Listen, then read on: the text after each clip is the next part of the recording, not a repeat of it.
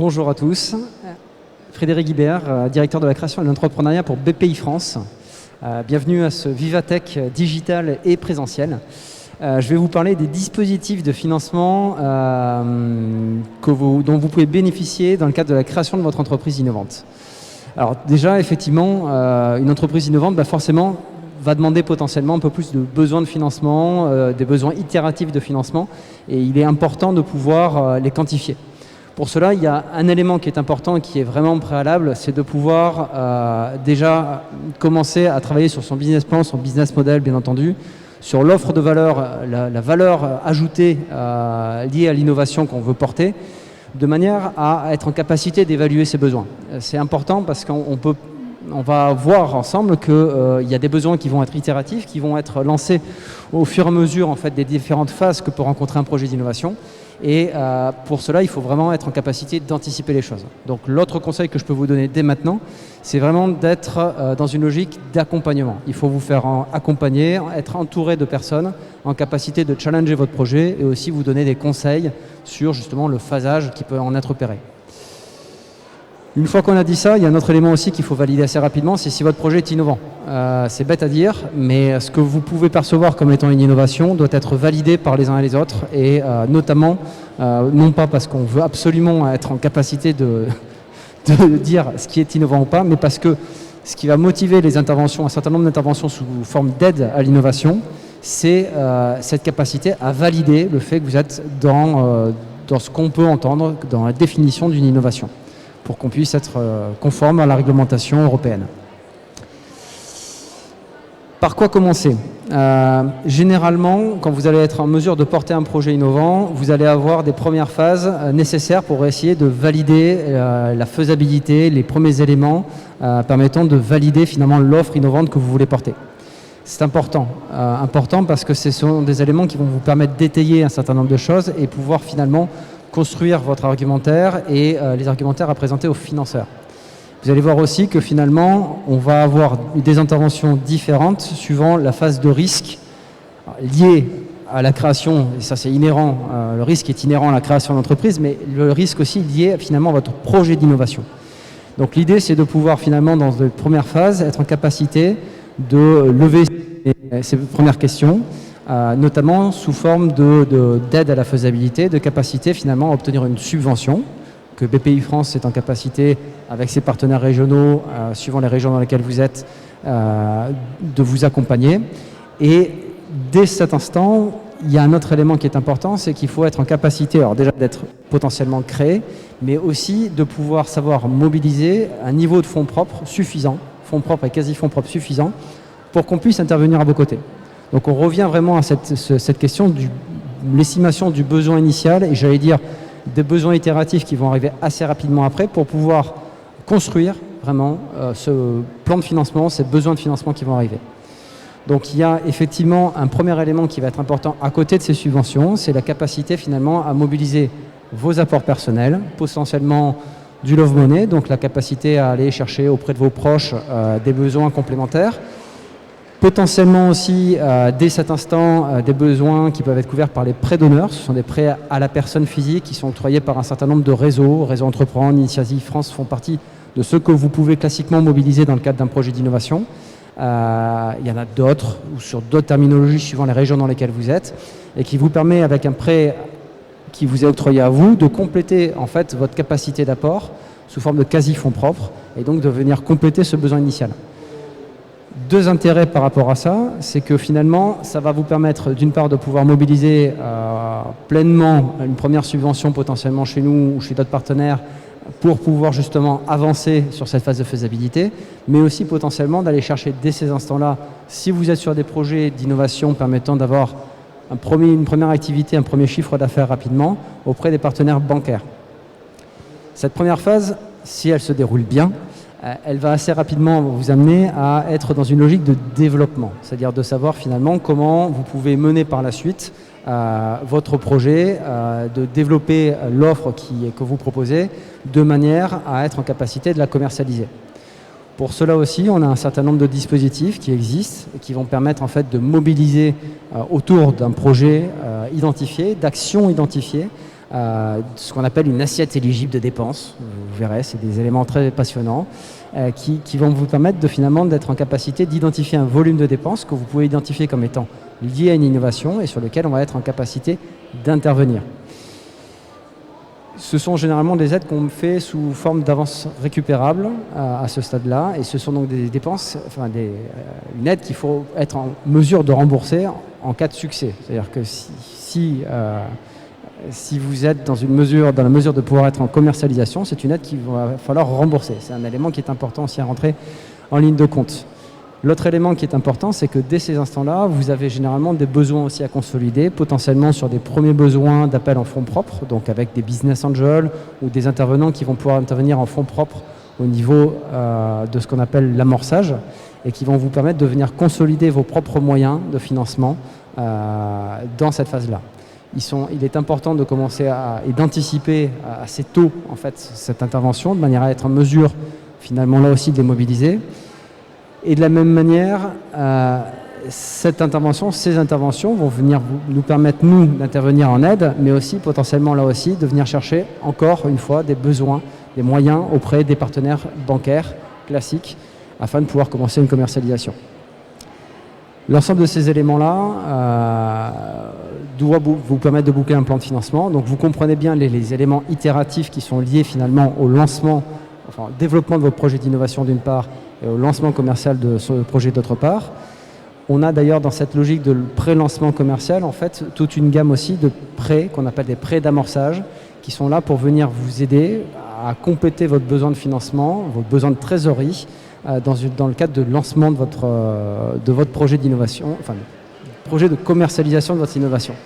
Ce sont des éléments et des prêts qu'on opère sans garantie, qui ont généralement une durée de différé de 3 ans, ce qui est quand même assez intéressant et qui se remboursent par la suite de manière linéaire. Ces prêts, en fait, vous permettent vraiment de venir compléter ce besoin de financement, dans un premier temps en avance de phase par rapport à une levée de fonds, et on est en capacité d'intervenir une deuxième fois sur un projet, cette fois de manière concomitante avec des investisseurs. Je fais une parenthèse parce que c'est important de vous expliquer une chose à ce stade. Je suis en train de vous expliquer en fait finalement un modèle assez théorique de l'ensemble des aides et dispositifs qui peuvent être présents autour d'un projet d'innovation. Il est probablement certain que vous n'ayez pas besoin de tous ces éléments-là pour mener à bien votre projet d'innovation. Il y en a qui vont en avoir besoin, il y en a qui n'en auront pas besoin. Certains vont arriver à être dans une logique de commercialisation beaucoup plus rapidement. Ils ne vont pas avoir besoin de plusieurs tours de table, ce genre de choses. D'autres vont avoir besoin de beaucoup de temps. Ce qui est certain, c'est que, encore une fois, on en revient un peu au sujet de départ, c'est qu'il faut vraiment être en capacité d'anticiper ces besoins, de les évaluer et pour cela, vraiment, de se faire accompagner par des incubateurs ou d'autres structures qui vont vous être conseillés généralement, mais qui vont être là aussi, effectivement, pour vous challenger et vous aider à, finalement, trouver la trajectoire dans laquelle vous devez vous inscrire pour arriver à commercialiser votre projet.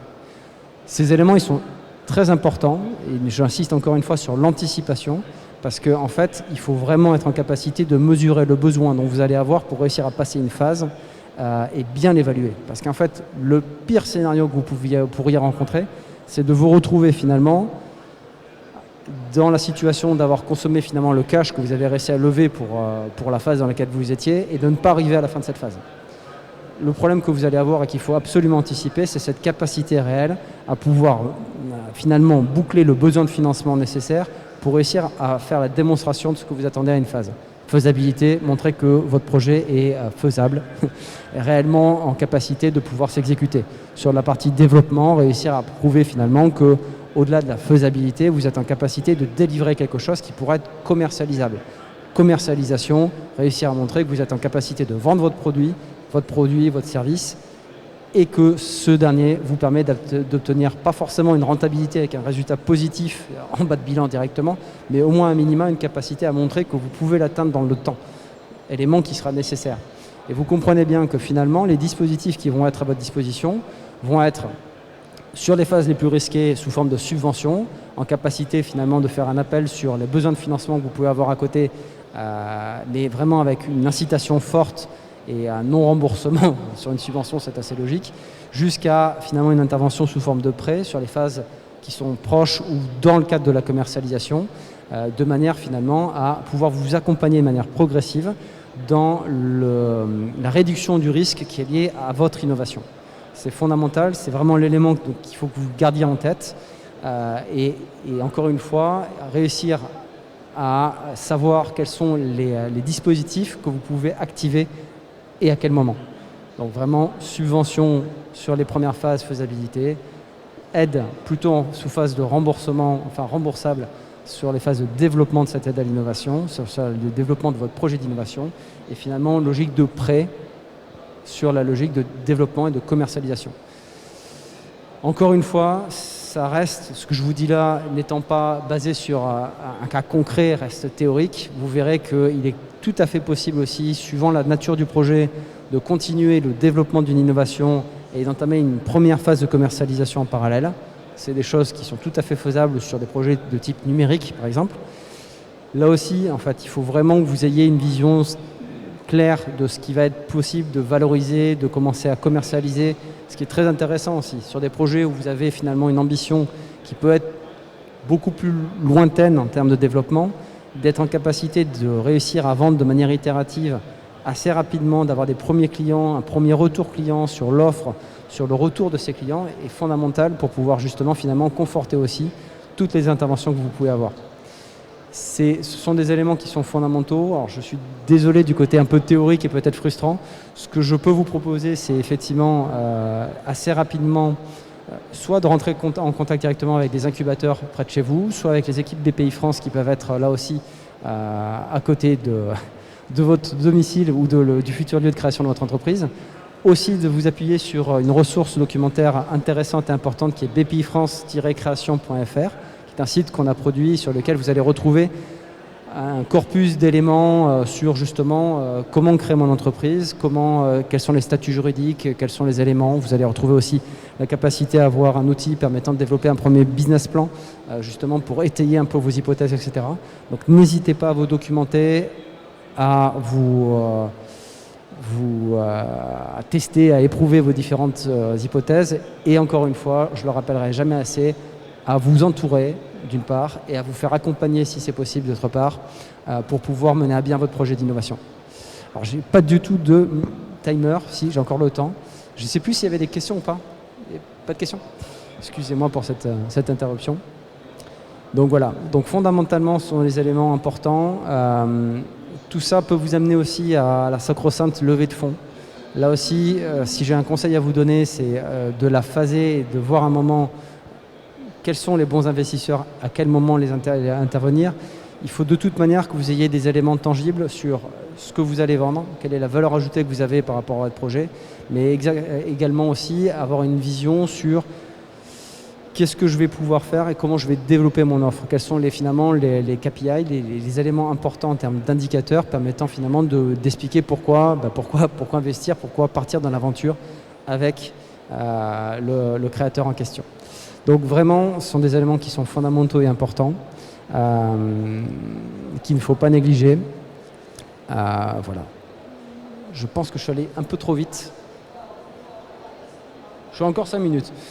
Ce qui est bien, c'est que sans questions et sans personne dans la salle, c'est un peu compliqué, mais je vais essayer de vous donner encore quelques informations pendant 5 minutes. Pardon ? Ah ben, il y a plus de 300 personnes qui regardent. Je suis désolé de ne pas pouvoir avoir de questions de votre part parce que je pense que mes propos en ont levé quelques-unes. Que vous dire de plus? Sur les dispositifs d'aide et de financement, il y en a un aussi qui est important, qui est à mobiliser par vous-même, c'est la question du crédit impôt recherche.